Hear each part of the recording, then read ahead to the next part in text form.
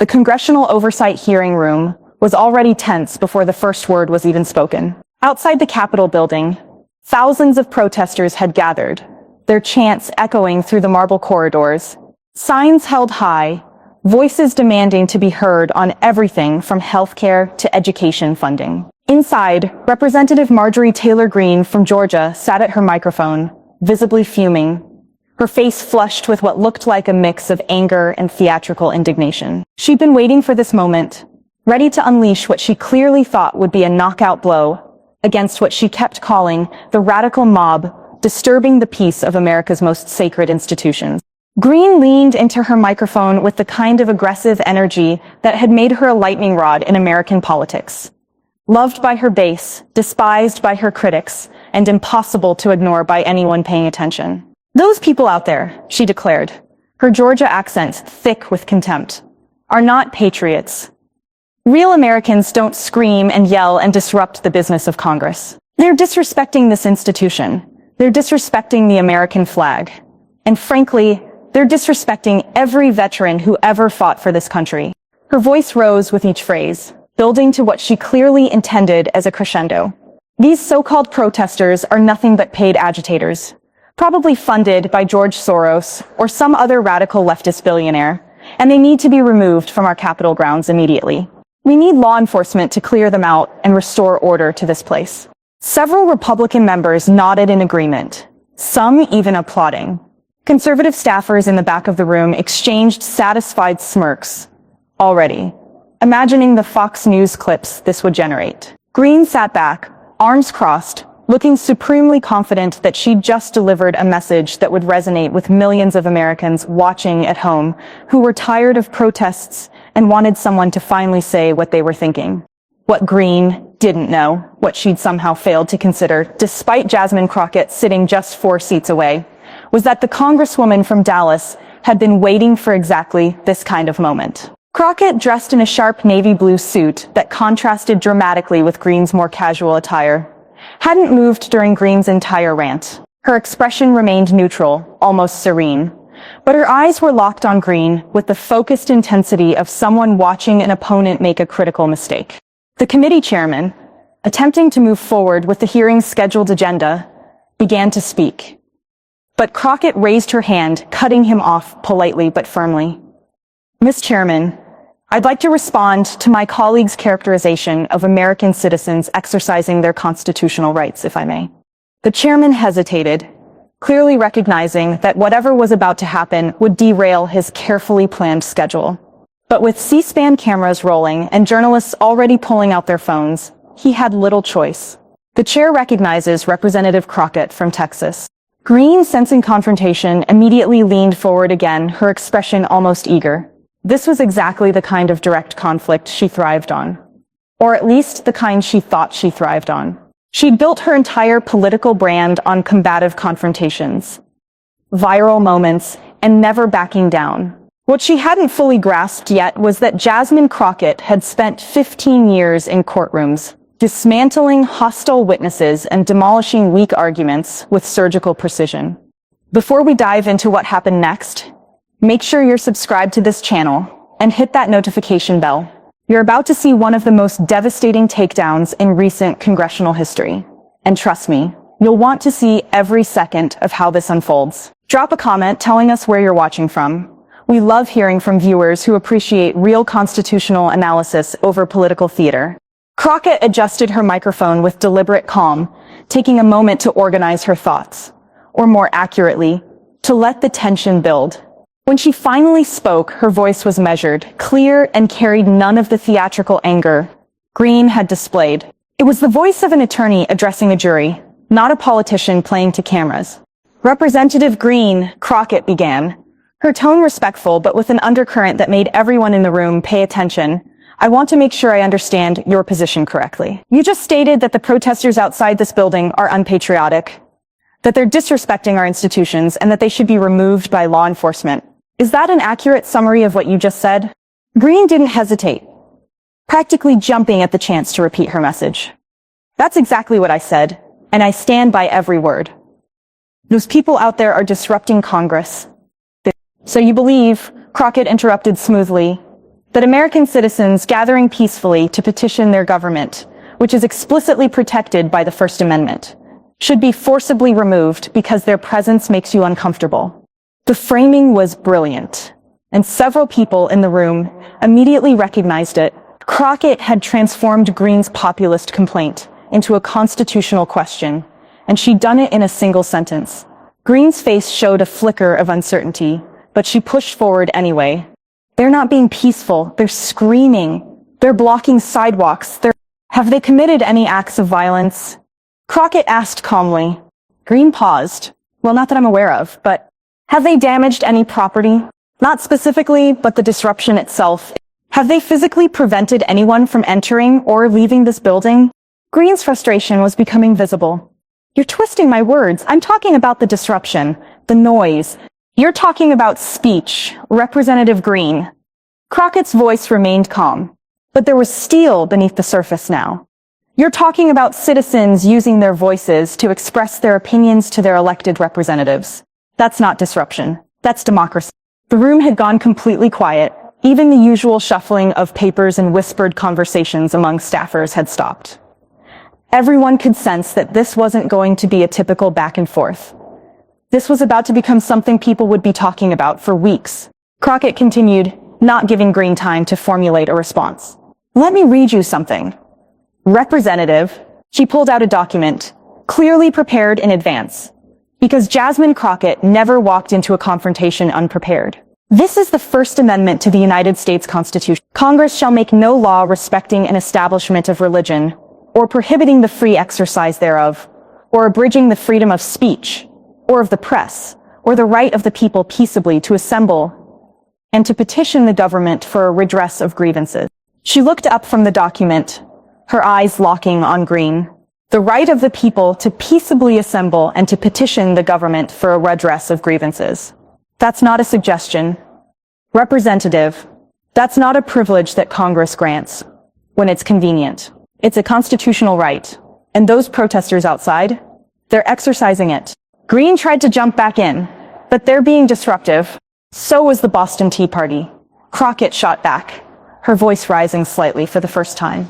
So were the suffragettes who chained themselves to the White House fence demanding the right to vote. So were the civil rights marchers who sat at lunch counters and rode buses and walked across the Edmund Pettus Bridge. Disruption is what happens when people who've been ignored decide they won't be silent anymore. The comparison hit hard, and Greene knew it. Several Democratic members were nodding. Even some Republicans looked uncomfortable with where this was going. But Crockett was just getting warmed up. She pulled out another document from her folder. Representative Greene, I took the liberty of reviewing your social media posts and public statements from January 6th, 2021 through January 8th, 2021. Would you like me to read some of them? Greene's expression changed instantly from aggressive to defensive. That's completely different. Is it? Crockett asked, her tone sharp now. Because on January 5th, 2021, you tweeted, and I'm quoting directly, "Tomorrow is our 1776 moment. The American people are done being ignored." On January 6th, while the Capitol was being attacked, you posted, "These are patriots fighting for their country." And after 5 people died and 140 police officers were injured, you called those people political prisoners when they were arrested. The room was electric now. Journalists were frantically typing. Camera operators were making sure they captured every angle. Greene's face had gone from flushed to pale.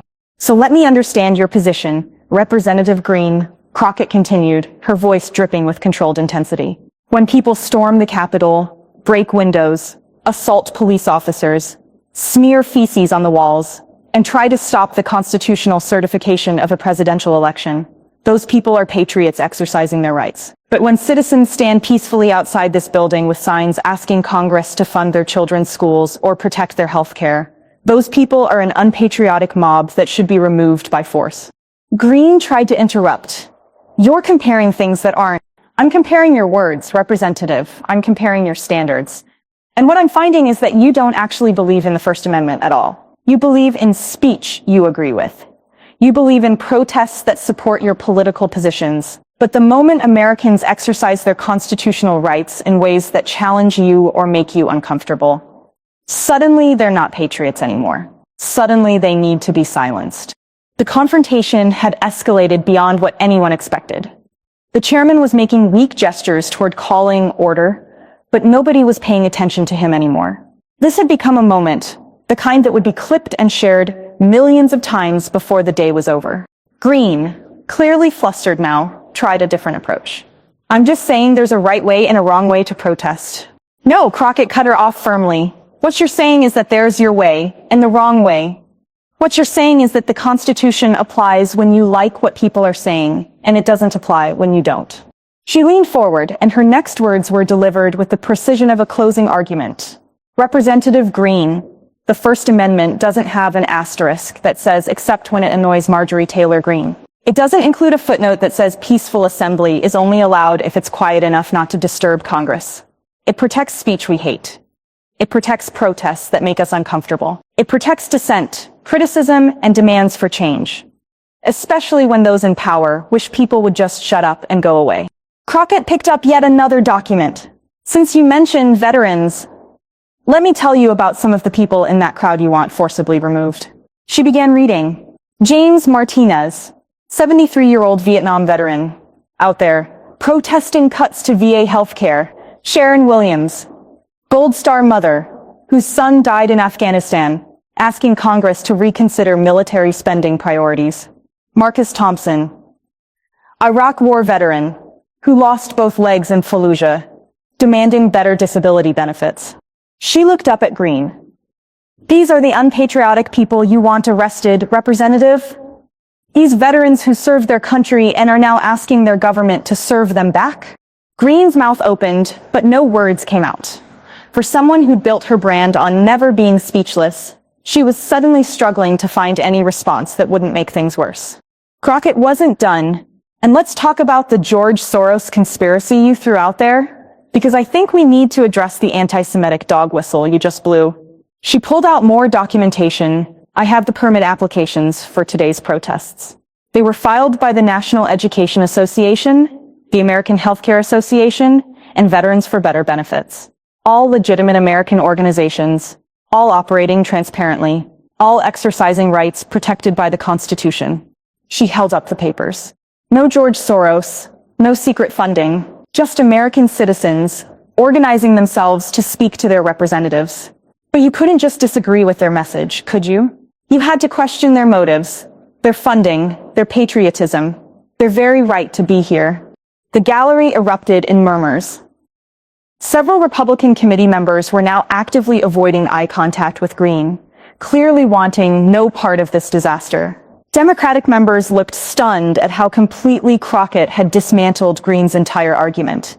Representative Greene, Crockett said, her voice softening slightly but losing none of its force. I'm going to tell you something I learned as a civil rights attorney. The Constitution is often most important when it protects the people we disagree with. Because if it only protected popular speech, we wouldn't need it. If it only protected protests that made everyone comfortable, it wouldn't mean anything. She gestured toward the windows, where the sounds of the protest could still be heard faintly. Those people out there aren't disrupting democracy. They are democracy. They're doing exactly what the founders intended when they wrote the First Amendment. Holding their government accountable, making their voices heard, refusing to be ignored. Crockett's voice rose now, filled with passion. And you, sitting in this chamber as an elected representative, calling them unpatriotic for exercising the most patriotic right Americans have, that's not just wrong, Representative Greene, that's dangerous. Because when people in power start deciding which constitutional rights apply and which ones don't, when we start labeling dissent as un-American, when we start calling for police to silence citizens who make us uncomfortable, that's not protecting democracy. That's undermining it. The room was absolutely silent, except for the rapid clicking of keyboards as journalists captured every word. Greene sat motionless, her earlier aggressive confidence completely gone, replaced by what looked like genuine shock at how thoroughly she'd been taken apart. Crockett delivered her final blow with devastating calm. I'll end with this. Representative Greene, the next time you're tempted to call American citizens unpatriotic for exercising their First Amendment rights, I want you to remember something. Those protesters outside, they're not asking for special treatment. They're not demanding to be above the law. They're simply asking to be heard by the people they elected. She paused, letting her next words hang in the air. You, on the other hand, supported an actual violent attack on this Capitol. You called people who assaulted police officers patriots. You defended an attempt to overthrow a democratic election, and now you have the audacity to call peaceful protesters unpatriotic? Crockett shook her head slowly. Representative Greene, if anyone in this room needs a civics lesson about what patriotism actually looks like, it's not those people outside. It's you. The room exploded. Democrats applauded. Republicans scrambled to figure out how to respond. Journalists rushed to file their stories. And Marjorie Taylor Greene, for perhaps the first time in her congressional career, sat in complete silence, with absolutely no comeback, no snappy response, no ability to spin what had just happened into a political win. Within 30 minutes, Crockett destroys Greene was trending #1 on Twitter. The video clip of Crockett asking Greene if Vietnam veterans were unpatriotic had been viewed over 3 million times. Cable news networks interrupted their regular programming to show the exchange.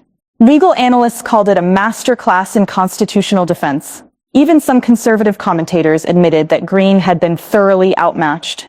The ACLU tweeted, "Rep. Crockett just gave one of the most powerful defenses of First Amendment rights we've ever heard in Congress." This is what constitutional literacy looks like. Constitutional law professor Lawrence Tribe posted, "I'm assigning the Crockett-Greene exchange in my con law class tomorrow. Textbook example of how to defend civil liberties with facts, passion, and precision." But perhaps the most powerful response came from outside the Capitol itself. James Martinez, the 73-year-old Vietnam veteran Crockett had mentioned, was interviewed by a CNN crew. When he heard what Crockett had said in his defense, tears rolled down his weathered face. "I served 3 tours in Vietnam," he said, his voice breaking. "I've been called a lot of things in my life, but never unpatriotic. Not until today." For Congresswoman Crockett to stand up for us like that, to remind these politicians why we're out here, that's what I fought for. That's what America is supposed to be. That clip went viral too, shared by millions, putting a human face on the constitutional principles Crockett had defended so forcefully. For Marjorie Taylor Greene, the fallout was immediate and severe. Her own Republican colleagues began distancing themselves from her comments. Several GOP members released statements affirming the right to peaceful protest. Even Fox News hosts, while trying to be sympathetic, struggled to defend her position after Crockett had so systematically demolished it. Greene eventually posted a defiant tweet, claiming she'd been taken out of context. But even her most loyal supporters seemed to recognize she'd been outmatched. The video didn't lie. The transcript didn't lie. She'd called peaceful American citizens unpatriotic, and Jasmine Crockett had made her pay for it. 2 days later, the House Ethics Committee announced it would review Greene's comments for potential violations of conduct standards, specifically regarding her statements about constitutionally protected activities. While nothing ultimately came of the investigation, the message was clear. Calling for the suppression of First Amendment rights wasn't something Congress would ignore, even when it came from one of its own members. For Jasmine Crockett, the Greene confrontation became another chapter in her rapidly growing reputation as Congress's most effective defender of constitutional rights. But when asked about it during a community event in Dallas, she redirected attention to the protesters themselves. "Those people outside the Capitol that day weren't there for me to defend," she told a crowd of constituents. "They were there defending themselves, using the most powerful tool the Constitution gives us. Our voices. I just made sure everyone remembered that using your voice isn't un-American. Silencing it is." The crowd gave her a standing ovation. And somewhere in that room, you can bet there were people planning their own peaceful protests, emboldened by the knowledge that when they exercised their constitutional rights, at least one member of Congress would have their backs. If this breakdown of how Jasmine Crockett defended the First Amendment and exposed Marjorie Taylor Greene's constitutional hypocrisy resonated with you, smash that like button and subscribe for more fearless political analysis. Comment below and tell us what constitutional issue you want to see tackled next. Share this video with anyone who believes in protecting the rights that make America a democracy. Your engagement keeps these important conversations going. So thank you for watching, and we'll see you in the next one.